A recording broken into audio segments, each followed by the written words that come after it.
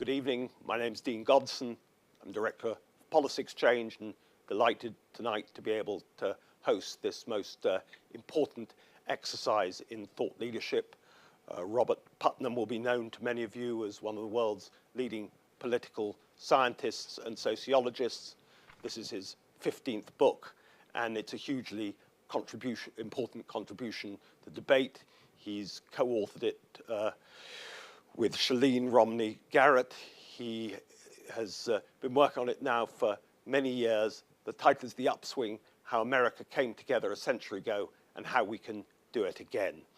He's very kindly agreed to engage in a dialogue with Danny Kruger, MP for Devizes, who himself has thought long and hard about these issues through the years.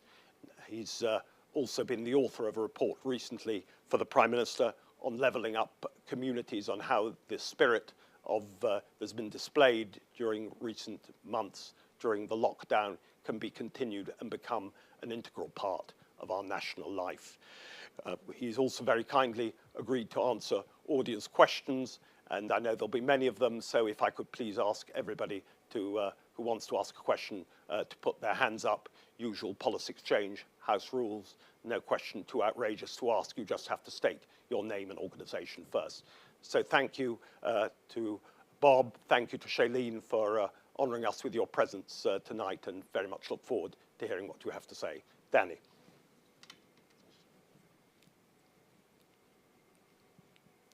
Thank you very much, Dean, and it's a great privilege for me personally to be in a conversation with the great Bob Putnam and with Shailene. The first book I came across of Bob's is this tremendous work from the 1980s, looking at civic traditions in modern Italy, which started this wonderful career of writing about the value of civil society and the importance of social solidarity as the foundation of a democratic country.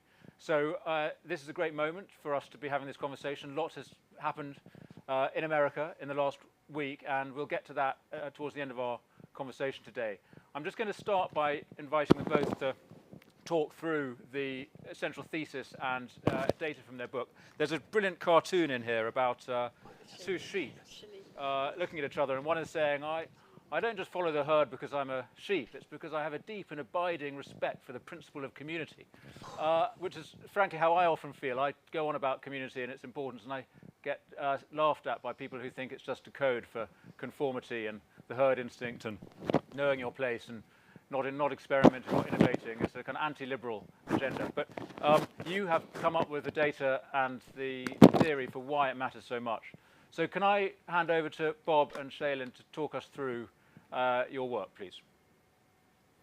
Thanks very much, Danny. It's delightful to be with you. As you know, I've spent a lot of my life actually in the UK over the last 50 years.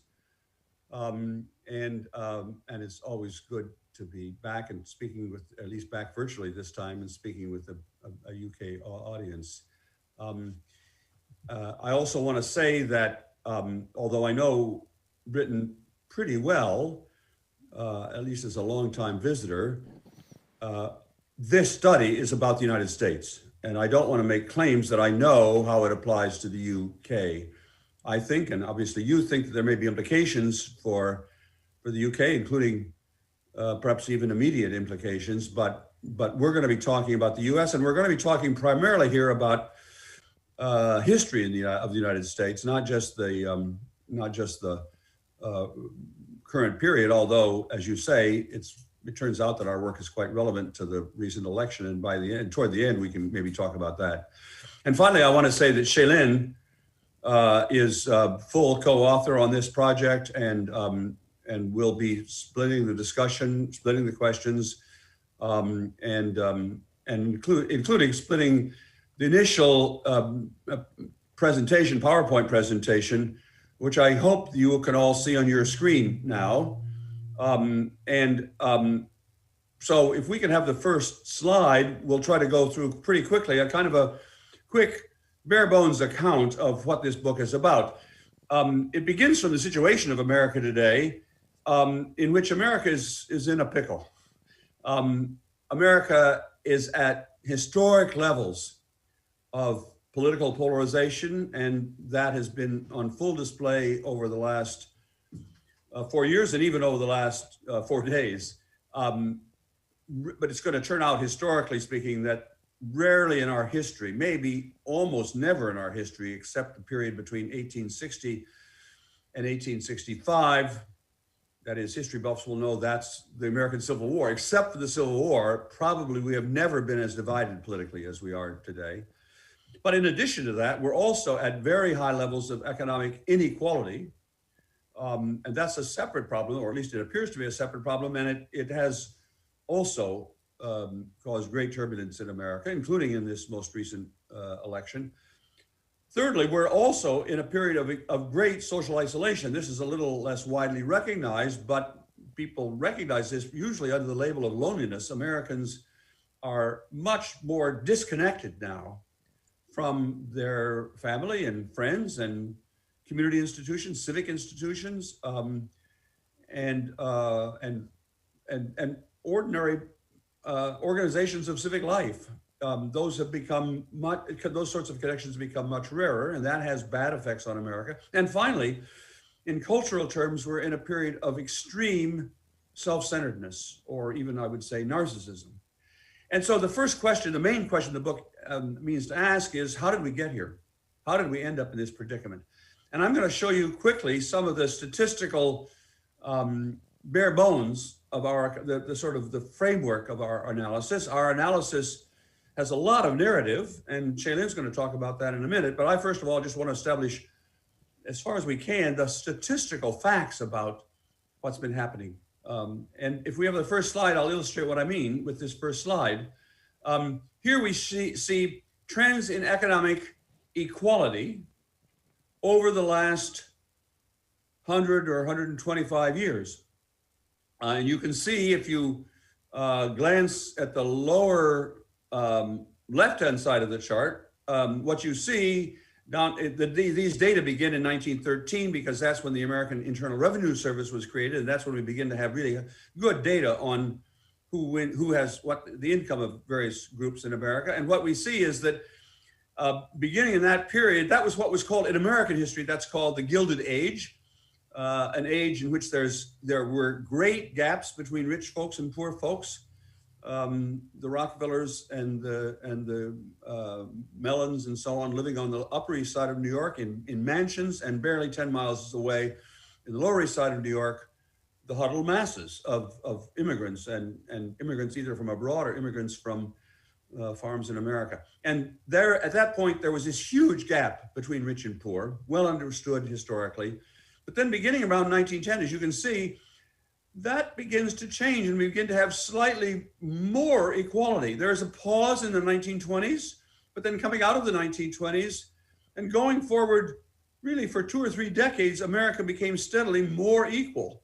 You can see into the 40s and 50s, even into the 60s, and reaching a peak, a little bit of a peak up there in 1960, but then coming back down from 1970, suddenly it all reverses. And the last third of this 125 years, the last 50 years, in other words, there's been a steady increase in inequality or decrease in economic equality. This graph happens to end in 2015 because that was when the last data that was available to us when we did the book. But in fact, if the graph continued, it would continue to go further down because, as is well known, the effects of the last 4 or 5 years, especially since the pandemic, have been to increase substantially the gap between rich and poor, as the income and wealth available to the richest Americans has skyrocketed, and therefore the gap between rich and poor has grown very much. Now, this is a summary curve of many different particular indicators, all of which tell the same story. If you're interested in the details, I urge you to buy the book or look at the book, because we have dozens and dozens of charts showing the individual indicators, and it just turns out that they all tell the same story. For example, this graph of economic equality is based not only on income, trends in income, but also trends in wealth. That is not just the amount that people get in a given year, but their accumulated assets. That tells exactly the same story. or we could have another chart about upward mobility, the degree to which people can make more, what sometimes called the American dream, that is, that kids can make more than their parents did. And that graph too shows the same chart. That is, that was rising up until about 1960 and then begins to turn sharply in the opposite direction. And by now, almost half of all American kids will not earn, or put it a different way, only about half of all American kids coming of age today will earn as much as their parents did. So all these different measures and some measures of health inequalities and so on, they all tell the basic story summarized in this chart. Well, that's one of our themes, but let's go to the second theme, which is political equality. If we have the next slide, please. This is not political equality. This is what we call here in this graph political comity or bipartisanship. It's obviously just the reverse of polarization. And again, if you look at the graph starting down, here we have data going back to 1895. If you start back in 1895, America was in a period of extreme polarization. It's much less well known, certainly outside of America. People don't realize that America was extremely polarized politically in the 1890s. But then beginning in around 1900, as you can see, that begins to change and Americans become somewhat more likely to collaborate across party lines. And that increase in bipartisanship or political comity, as we're calling it here, it's just the reverse of polarization. That increase in people working together across party lines rises steadily, as you can see, from about 1920, goes up.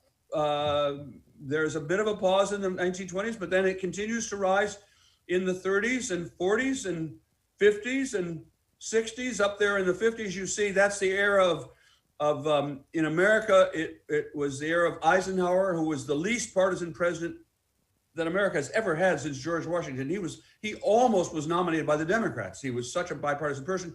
In British parlance, that's the period of Butskellism. Maybe, I hope that at least some of your listeners are old enough to remember Butskellism.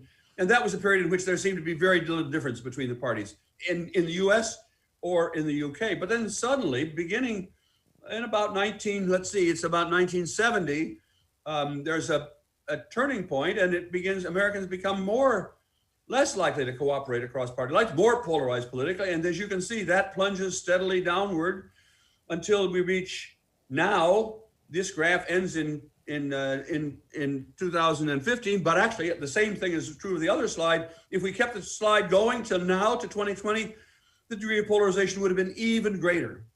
Note, by the way, that the polarization, that it's not associated with the presidency of Donald Trump. Donald Trump comes at the very end of a 50-year tread toward greater polarization. He's an important part of the most recent story, but the story of polarization in America is certainly not a story just about Trump or Obama. They all come very, very late in the story. And again, underneath this curve are many particular measures. Partly it's the degree to which members of the two political parties, the Republican Party and the Democratic Party, vote, either work out alliances across party lines or pursue a straight all in one party against all in the other party. The extreme by this measure, there are other measures too, but the extreme by this measure of political polarization is when everybody from one party goes into one, in British parlance, goes into one lobby, and every member of the other party goes into the opposite lobby. That's extremely rare in American history because America does not have a parliamentary system. We have a quite different political party system, but actually astonishingly to most Americans, over the last 5 or 10 years, we are almost approaching that perfect measure of polarization in which nearly 100% of Democrats nowadays vote for one party, and nearly 100% of Democrats vote along Democratic lines, and 100% of Republicans vote along party lines. So I won't go through all the underlying individual measures here. There are many different measures of political cooperation across party lines. They're all reported in the book, but the basic story is they all tell the same story. Sort of an inverted U-shaped curve. And I want to go now to the next slide quickly. This is about social cohesion. what in my earlier work I called social capital. Again, the same periods we're covering were from 1890 up to 2017. And if you happen to have read Bowling Alone, you'll know that we use a lot of measures there, the degree to which people join civic organizations, local organizations, the degree to which they are involved in community life, the degree to which they know and cooperate with their neighbors, the degree to which they form or don't form families, of meaning the degree to which the years, how old they are, how many people get married, and in periods of, at the beginning of this period, and then also now, there are many people who remain unmarried. In the earlier period, they were called spinsters and bachelors. Those are now archaic words, but that is many people around 1900 never got married. And if they did get married, they got married late. And if they got married late, they tended to have fewer kids. Whereas up at the top of this measure, up in the 1960s, almost all Americans got married, most of them very young in their 20s, and almost all of them had kids. And now down at the bottom of this chart, over to the right-hand side, we see that on that measure and on all these other measures, we're back to a low level of social cohesion or social capital. If we have the next slide, this is a summary slide of the degree to which people are, well, this culture of America involves a sense that we're all in this together, or a sense that we're not all in this together. And as Shailene will explain in a minute, we can see lots of evidence, both quantitative and qualitative evidence, that pattern too has this same inverted U curve. I'll just say very quickly one measure out of dozens that we use, because it gives rise to our name for this curve. There's a Google app on the web called Ngram, N-G-R-A-M, that is based on Google's digitization of all books ever published, so far as we can tell, ever published in the world, but certainly all books ever published in Britain or in America over the last 200 or 300 years. I went to that chart just out of fun to see, well, what were the trends in the use of various words over the last 150 years. You can look up the word Lincoln, for example, and see how often did the word Lincoln appear in published American books. These are all sorts of books. They're not just academic books. They're cookbooks and gardening books and children's literature and mystery stories and so on. You can look up the word in that archive. You can look up the word Lincoln, and it's basically flat until 1860. Up until then, it was mostly books about travel to the UK. But then in 1860, suddenly that rises, or 1865 at the assassination of Abraham Lincoln, and then it varies up and down with the fads in interest in Lincoln. Or you can look up a very simple word like the word "the," one of the simplest, most common words in the English language. What's been the relative frequency of the word "the" over decades? It turns out that's completely flat. There's been essentially no variance in the frequency of the word "the" over all those years. Well, I had the idea, well, maybe what if we looked up the simplest possible measure of identity, and that is the first person singular pronoun and the first person plural pronoun. That is, I thought suppose we looked up the ratio of the frequency of the word "we" to the frequency of the word "I." And that graph turns out, I wish we could show it to you here because it's an amazing graph. It looks exactly like this chart.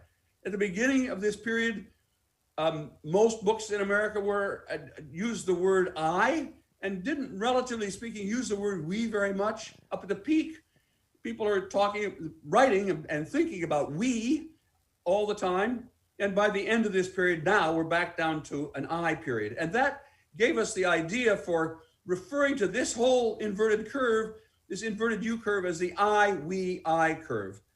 I'm just about to hand over the baton to Shailene in a moment, but I just want to, if we have the next slide, I want to show you how all of these curves, the political, the economic, the social, and the cultural, they all fit together. You can see they're essentially the same curve. There was one massive, you might almost say pendulum swing, except we don't like the metaphor pendulum, but you can see America began the 20th century in a very I frame of mind, very unequal, very socially isolated, very politically polarized, very culturally self-centered.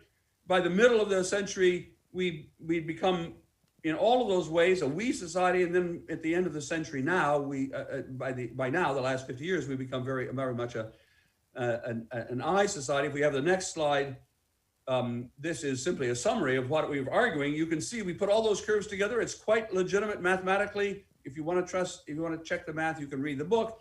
But basically what you can see is there was one massive, almost pendular swing in American economics, politics, society, and culture. It's quite astonishing, actually. We were shocked by how much that curve, how much of American history of the last 125 years, that single curve summarizes. But Shayla, the story is much more complicated than that. Why don't you pick up and tell the story in a narrative form? Well, sure. I think, of course, one of the central questions when we're talking about the American we is, of course, the question of race and inclusion. And that's something that we want to just take a moment to address before talking a little bit about the lessons of history that this book puts forward. Because when we're talking about this first 2/3 of the 20th century, this upswing from a time very similar to what we're living through today, in which we pulled ourselves up and out of it and rediscovered the power of we. Of course, this was a time in American history that coincided with Jim Crow, stark segregation, violently enforced segregation. And so it's important to note that a common narrative about race in America is simply that during this first 2/3 of the century, there was essentially no progress toward equality between the races. And then that sort of abruptly changed in a sort of lightning bolt changes of the Civil Rights Revolution in the roughly 1960s in the United States. So charted against these inverted U curves that we've shown you over and over again, that would look, by contrast, like a hockey stick. No change toward equality, then an abrupt change. And in many ways, this is a true story, particularly when it comes to the long delayed entry of Black Americans into professional schools and into professions, the thriving of white supremacy in mainstream media, the long-standing lack of Black political representation, equity in political representation. So in many cases, this story of the hockey stick, the long delayed progress, is true. And that would underscore the idea that this was primarily a white male we that we were building toward in America. However, when we look at a different set of measures, a more complex story arises. So if we could just go to the next slide, what we see here is a summary index of Black-white material equality. So at the top of this graph, you'll see 1, which is approximate equality. So to the extent that we're approaching that 1, we're approaching equality between Black and white Americans. And as you can see, again, we're charting the same period of time here between roughly 1900 and today. What we see is actually not a hockey stick. What we see instead is too slow and certainly insufficient, but nonetheless clear move over the course of that first 2/3 of the 20th century toward equality between the races. And when we're talking about material equality, we're talking about things like life expectancy. We're talking about infant mortality rates. We're talking about high school completion, access to education. We're talking about earnings per worker. We're talking about home ownership and wealth. We're talking about voter registration and voter participation. So these are very real measures that get to the day-to-day lived reality of Black and white Americans. During this period, and we go through this in our economics chapter and reference it multiple times throughout the book, this first 2/3 of the century was characterized by something called the Great Convergence, when life was getting better and better for all Americans. But what this chart shows is that actually progress was more rapid for Black Americans than it was for white Americans. So this, of course, it's important to note that this graph is not that surprising to Black Americans. For them, this is their lived history. These are the contours of their genealogy. And the explanation for this, of course, because the question is, well, how did this progress toward equality occur during a period marked by Jim Crow? Well, the main answer to that was that by the millions, Black Americans stood up to claim their place within the American we, mostly by leaving the violent and oppressive South for the slightly more hospitable North and West in America. And that great demographic shift is called the Great Migration. And as a result of moving out of the South, Black Americans were able to access more opportunity. Now, that opportunity did take place in separate spheres. Hospitals were segregated, schools were segregated, but nonetheless, Black Americans were able to access that American dream in ways that they never had before. So this is kind of a mixed story about the American we. In many ways, it was still violent and exclusionary. In other ways, Black Americans were moving into that we more and more. The other surprise in this graph is that if you look at the 1970s, that was the time when the de jure segregation was dismantled in America, when we saw the passage of the Civil Rights Acts, the Fair Housing Act, the Voting Rights Act, all of these things that dismantled that exclusion. And you would think that if we had an already existing upward trend toward equality, that would be the moment that trend would accelerate and hopefully approach full equality. Well, quite the opposite we see here. We see what we call in the book a foot off the gas period, a period when the progress toward equality stagnates. And when you look at the individual measures, many of these measures actually reverse, such that today Black homeownership is lower than it was in 1968 when the Fair Housing Act passed in America. So we want to highlight this story because, first of all, it's a question of, how were Black Americans experiencing that period of we, but it's also a question of what happened for Black Americans during the period of I, which began roughly in that late 1960s, early 1970s period. One of the explanations for why progress stagnated is fairly simple. It's tragic, but fairly simple, which is white backlash against the civil rights movement. There was a huge white backlash against the racial realignments, against moves toward integration that happened after the passage of the civil rights legislation. And that's partly what we're seeing in this trend. But we're also seeing America's broader shift toward a self-focus, less of a focus on making our society more inclusive, less of a focus on taking care of the most vulnerable, and more of a focus on the self. And that's reflected here in the stagnation of America's march toward equality. So it's just important to highlight this because to many white Americans, and maybe possibly to those living abroad, this is a surprising story, right? But it's not surprising to Black Americans. It is the backdrop against which the Black Lives Matter protests have flared up again this year. This intergenerational stagnation, where Black Americans have been waiting for the promise of the civil rights movement to be fulfilled, and it has not yet been so. And so this is a very important story to understand as we're talking about the American we. Now, if we could just go back to that previous slide. Bob and I could have written a book lauding the we decades in America and saying what we really need is to go back to that golden age in American history. That's not actually what our book argues. It's not what our book is about, mostly because these we decades it was a very imperfect we, illustrated first of all by race, but many other things that we go into the book as well.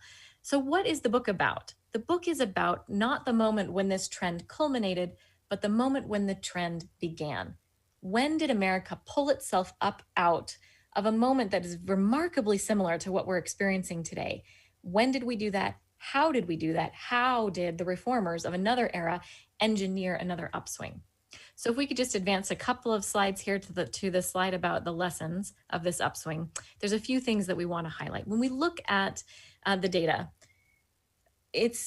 many people ask us, what's the silver bullet? What's the thing that changed first? If we look at the trends, what's the one that happened first? Because then if we focus on that one, maybe it brings all the others with it. Well, many people think that it would be economics, that if we address the economic inequality first, then all of these other indicators of polarization and cultural narcissism might follow. It actually turns out that economics is not a leading indicator. As Bob likes to put it, economic inequality is not the engine here, but more likely the caboose to this story. So if it's true that economics is not the leader, what is the leader? Well, it's very difficult to tell from the data because we're looking at scores of measures here that essentially turn all at the same time, both turning up and turning down. But there is some indication when we pair the data with the historical record that actually what changed first was culture. That what happened when the Gilded Age gave way to the progressive era in America, that was driven largely by a moral awakening amongst progressive reformers, many of whom were elites. So this was not just a moral awakening where we were pointing fingers at the idle rich and saying, you're the problem, this needs to change, these people need to stop being so polarized.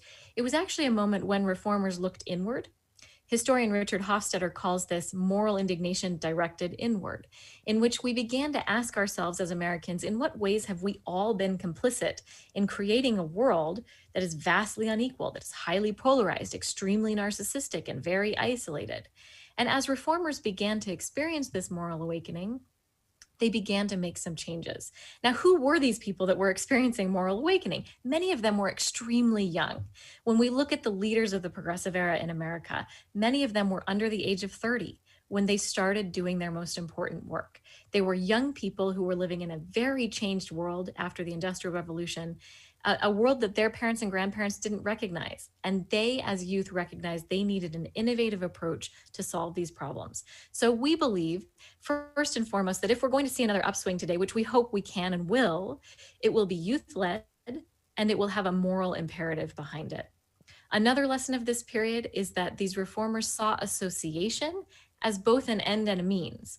They were many of them people who had grown up in small towns and farms, had moved into the cities, were experiencing the isolation of the period, and thought, we need to invent new ways of bringing people together. And that's exactly what they did.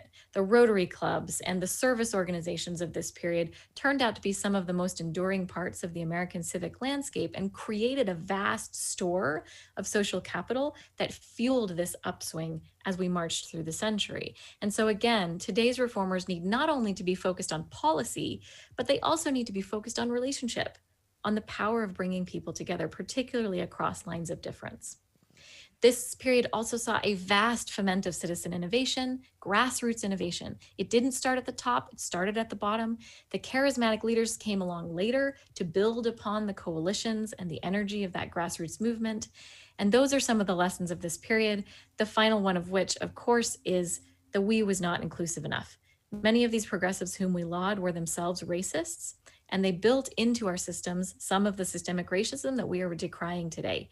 So we hope that we can see another upswing. We feel that we are beginning to see indicators of these things that I've outlined, with the Greta Thunbergs and the young activists promoting climate change and the young Black Lives Matters activists and the people who are working in the laboratories of democracy in small towns and cities and neighborhoods everywhere to build solutions to our problems. We think that we're already hopefully seeing the beginning of this upswing. But whatever we do in America, we have to take inclusion, full inclusion, as our starting point for any upswing that we would want to build today. So that's a bit of an overview. If you go just finally to the slide here, Teddy Roosevelt said, "The fundamental rule of our national life, the rule which underlies all others, is that on the whole and in the long run, we shall go up or down together."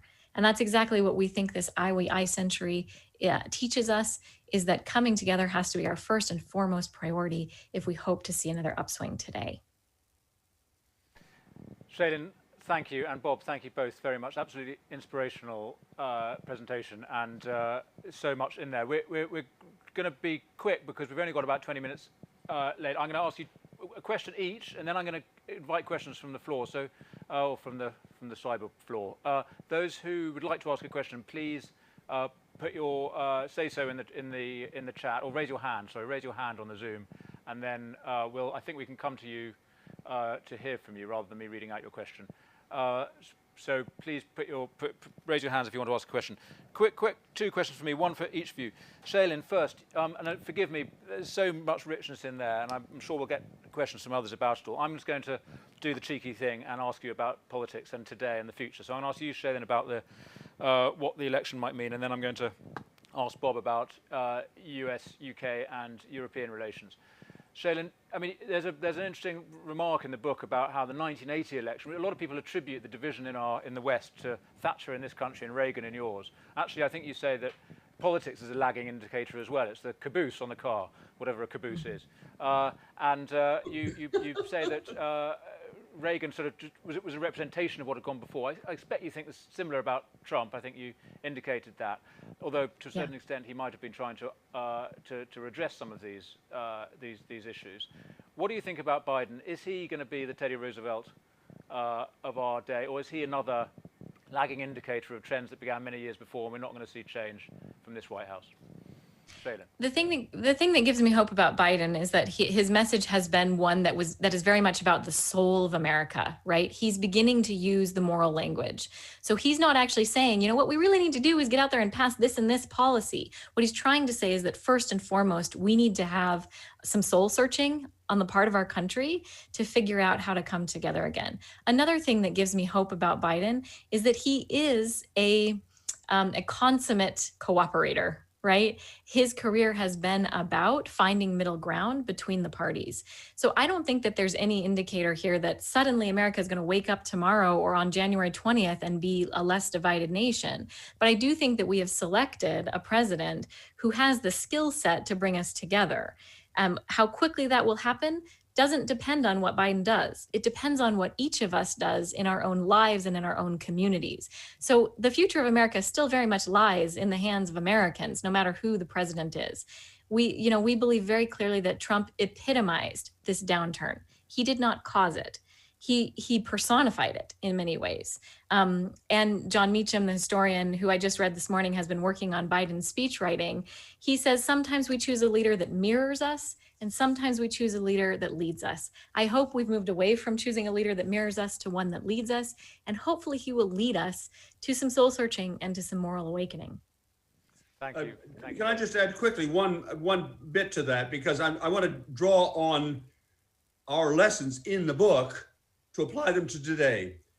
If there's any fundamental lesson in the book, it is the lesson of agency. That is, in this story, and we spell this out in chapter and verse, people were not driven by external circumstances. History is not deterministic. People made choices. Individual people made choices. Of course, leaders made choices too, but the most important thing was people showed that they were in control of their own destiny. And I recognize that doesn't sound very social scientific. It sounds almost like a preacher, but that's the fact is we do control our own. That's the historical fact is people made decisions. If they'd not made those decisions, we would have ended up in a different place. And that applies today too. That is, I'm not talking about Biden. I'm not talking about Trump. I'm just talking about the reality of America today, looking forward, not to the next 6 weeks, but to the next, 20 years. What choices we Americans make, and we're trying ourselves to try to influence that. We are trying to influence those choices. The choices that people make have real consequences. And our main audience here are young people. We don't want them to be cynical. We want to say, look, if you get engaged, you can make a difference, because that's what the lesson of history is. And particularly getting engaged in a way that turns toward one another rather than away from one another. Right. Thank you both. Let me come to Bob. You talk about agency. In the UK we have a slogan, "Take back control," which was the slogan of the Leave campaign in the Brexit referendum, and it spoke to that same sense of desire for people to have agency and control. Can I bring you onto sort of global politics a bit? I think in the book you refer to one of the drivers of the Great Convergence in the first half of the last century was actually a decline in globalization, a decline in global trade, which seemed to actually support a coming together in the US. How do you see today's trade situation? We're hoping to do a trade deal with the US once we've done one with the EU.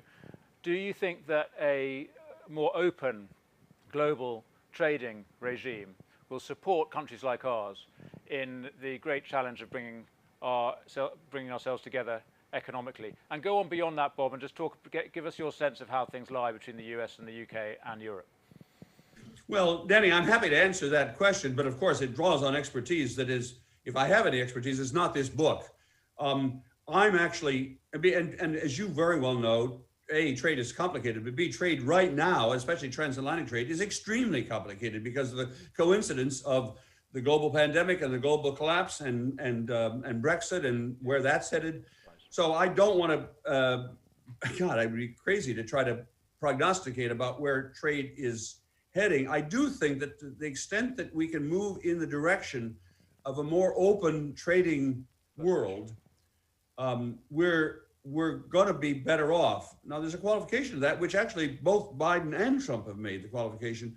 In that process of moving toward a more internationally open trading world, we've got to be attentive, more attentive than any of us have been in the past, any of us in Western societies have been in the past, to making sure that everybody gets their share of that, of the rewards from that. And we have not been, you have not been good. I don't mean you personally, but the UK has not been good. And for sure, we have not been good about making sure that the displaced steelworkers in the Monongahela Valley and outside Pittsburgh, that they did not share. They bore the whole burden of that. And so that's a qualification, but it's not a qualification on whether we should have international trade. It's a qualification about what domestic policies we should pursue to ensure that everybody shares in the benefits of that trade. Okay, thank you, Bob. Thank you both. I'm going to go to questions from the floor now, and please state, I'll say your name, but please state your organization as well, so, and then ask a question. So we're going to go first to Emma Duncan, please. Hi, yeah, Emma Duncan, I work for The Economist. You had a couple of world wars in the first half of the 20th century, and wars are quite good at fostering a sense of collectivity. Do you not think that they might have been important? I do think that Shaylin, can I answer that question? I'll try to answer it briefly. I'm sorry, I missed your name, but I certainly got the question right. I understood the question. Wars are a part of the story we tell, actually not very big part of the story. It certainly is true, and you know that in the UK, and we know it in America, that under the Blitz, people began to feel that people shared things in common. That's a true fact. But actually, I'm now going to try to prove to you that that is a small part of the story we tell. First of all, the upturn, all of these graphs begin going up, becoming a more we society 20 or 30 years before World War II.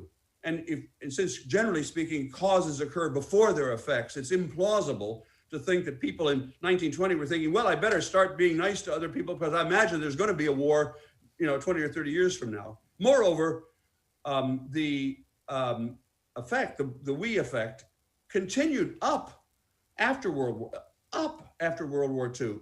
The sense that we're all in this together, as shown in our graphs, keeps rising until basically the 1960s. And it's quite implausible to imagine that somehow the carryover of sense of solidarity after World War II didn't just last, but continued to grow actually for the next 20 years. That's what the data say. So I think it's implausible to think that war was a necessary condition of, I repeat, war had a short run effect in the US as it did in the UK, but that was not the main story we're telling, and that does not fit the data we have. And the last point is the turning point toward we back in around the turn of the century occurred in a period in which America had not had a major war for 30 years. So and that was a civil war at that. So it's implausible to think that the progressive era that we're focusing on was itself the consequence of a war, because there hadn't been war for 20 or 30 years. So bottom line, is there a short run effect of war in the sense of building solidarity? Absolutely. But does that explain this U curve? No. Okay, thank you very much, Rob. David Goodhart next.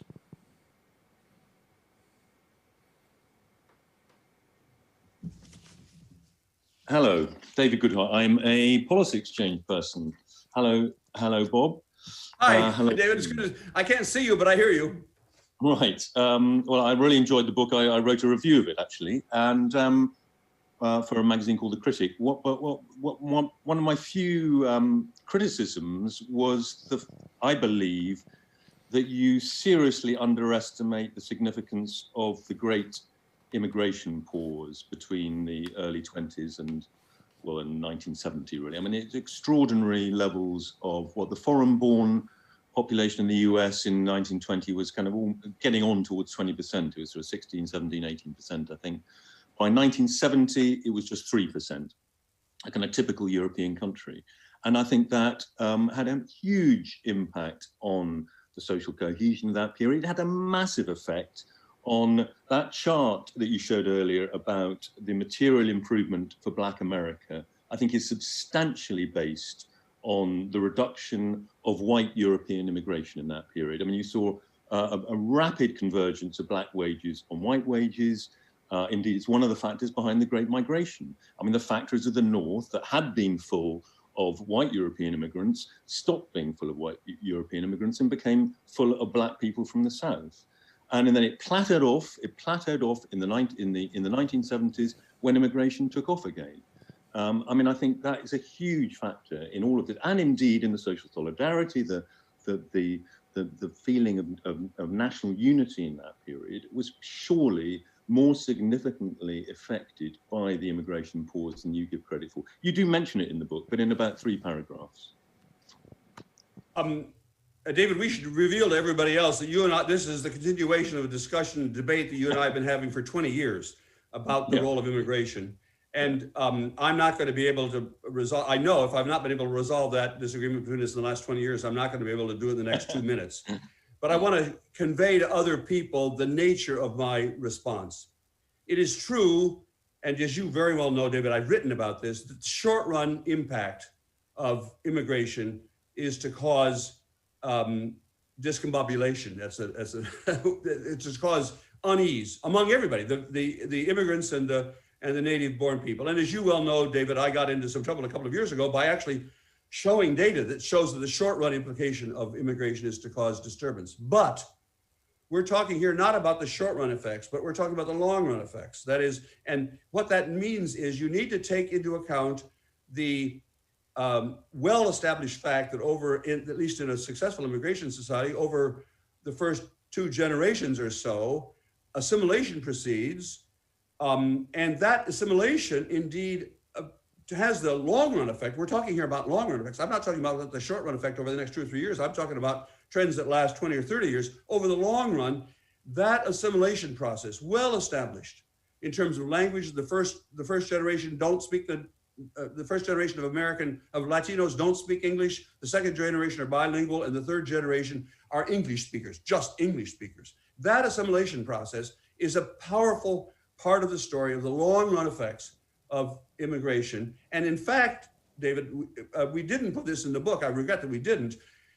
If you draw a curve that adjusts for that assimilation process, very far from the immigration being a counterexample to our data, immigration perfectly fits our inverted U curve. That is to say, if you allow for the well-established fact that it takes a couple of generations for people to become adjusted, and my own work has made that point for the last 20 years or more, if you adjust for that, the curve of immigration, properly measured, and the curve of the IWI curve are perfect. And it's not somehow a bizarre fact that we opened our door to increased immigration at the very peak, actually the very peak, 1964, we opened our doors to more widespread immigration.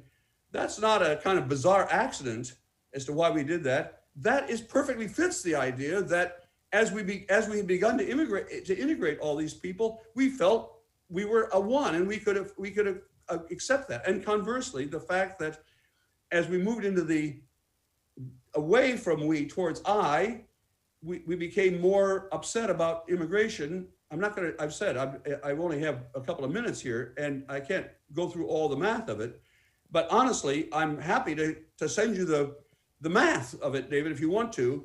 I think that immigration is a perfect illustration, not a contradiction, to our IWI curve. Okay, do send David the maths. It'll keep him busy. Let's hear from Eric Kaufman next, please.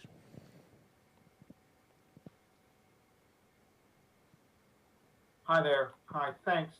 Bob, I'm really enjoying the book, and I was going to sort of ask something about David's question, but I won't. I'm going to sort of bring in this question of, you talk about the foot on the gas and pushing for equality, and that will lead to greater solidarity. And I guess I'm worried that you're not taking into account the trade-offs between an extreme conception of equality and its damaging effects on solidarity. And I think we just have to look at, for example, the 1619 Project of the New York Times, and that clash with the traditional 1776 narrative, this idea of the demonization of the American past, that presents, in my view, a kind of insuperable conflict. And its origins really lie as far back as the 1910s, the critique of Anglo-Protestantism.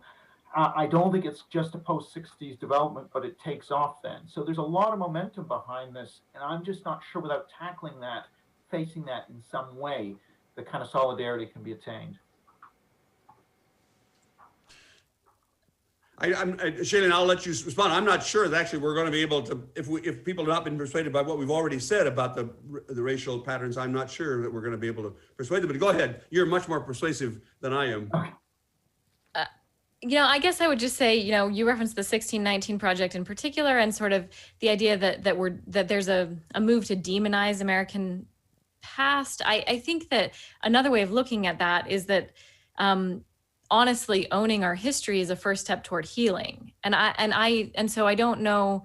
It's not as though we want to rewrite history. It's that we want to actually look back and honestly assess that history so that we can understand how to move forward. I think that when you look at the progressive era and the racism of the progressives, what we have to own is that piece of the story in order then going forward to not make the same mistake again. So I do understand your point in the sense that that a drive toward equality, and we do argue this a bit in the book, that the I period, this last third of the 20th century, was characterized heavily by rights talk, right? The idea of focusing on rights as a road toward equality.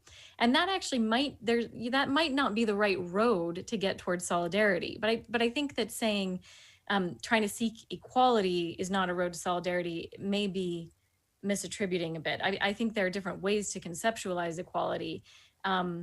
And having sort of a war of the we's, which is what we've seen during the I period, this identity politics where we all have to fight for our piece of the pie, certainly has not produced a state of equality in America, if you look at the data of that black-white material equality. But the idea that sort of aiming toward equality can produce the opposite of solidarity, I just think that the overall data picture of this book refutes that. Maybe, could I just add quickly on this interesting question, but I'll try to apply it to the contemporary period. It's clear that in the progressive era, there was a wide variety of voices. In the progressive era, there were free marketers, and there were certainly lots of conservative businessmen, and there were quite radical socialists and communists even in that period, real communists in that period. And the communists, or for that matter, the capitalists, didn't win out, but they were all in the same broad movement. And just as it would have been a mistake to try to characterize the progressive era by the views of the most extreme egalitarians, it would be a mistake to try to characterize what we hope will be a new progressive movement now. Remember, the word progressive has actually changed its meaning, so it now means, in common parlance, far left. That's not what we're using it in the way that it was used initially, when it was coined. The term progressives were coined. So someone like AOC, for example, or the more left-wing parts of the Democratic coalition now, they can be part of this progressive movement without actually determining the outcome. And just as it would have been extremely misguided, historically crazy, to say that the progressive movement before was a communist movement just because there were some communists in it. It was a very heterogeneous movement. It would similarly be, I think, very misleading to say that AOC and the more extreme members of the Democratic Party epitomize what I hope will be a progressive movement. And frankly, I hope it will be a bipartisan movement. I don't think, because the earlier one was, it's not that I'm identifying the arrival of a new progressive movement with the arrival of a Biden administration. That's not at all what we're arguing for. I think it would be most effective, actually, if it is a bipartisan movement among people who are reasonable and try to get the country back on track. I mean, Mitt Romney, for example, is a perfectly conservative businessman, for goodness sakes, but he's also, as he said just in the last day or two, open to having a kind of discussion across party lines. And that's the kind of new progressive era that I think we're, based on our historical analysis, we're calling for. We must stop, very sadly. So much more to discuss, and I'm sorry it's gone so quickly. Absolutely inspirational conversation, and thank you. I was really struck reading a passing remark in the book about the term "the American Dream," which apparently, when it came to prominence in the first part of the last century, was a message about a moral community. Yes. And now it became in the second half of the century a message about personal, individual, material achievement. And yet, as you've described, we've been here before, and that can change again. We have, I think, the comparison in Britain is perhaps with the earlier era when we moved from a pretty debauched time in the early 19th century, when our country was falling apart, and economically and socially and culturally, and then something happened, a great bourgeoisification, as you say, led by elites, led by evangelical Christians, in fact, Yes, and brought together radicals from left and right into a sense of common purpose, and the Victorian era. Exactly. So I wish we had had more time, Danny. I know we've got to close. I wish we had more time actually to explore explicitly the parallels between the British case and the American case, because very many of the American things that we've been talking about as if they were American, actually, beginning with the settlement houses, but also the Christian social movement, a whole lot of this was actually Americans simply importing what had been happening 5 or 10 years earlier in the UK. It's that transatlantic story. And many of the progressives traveled to the UK to see these things in action before they brought them to the US. That's good. Okay, well, that's good that we've inspired you as well. You've inspired us. Thank you both very much. Thank you to everyone for joining us, and to Policy Exchange for hosting, and look forward to further conversations in the future. Thank you both. Thank you. Thank you.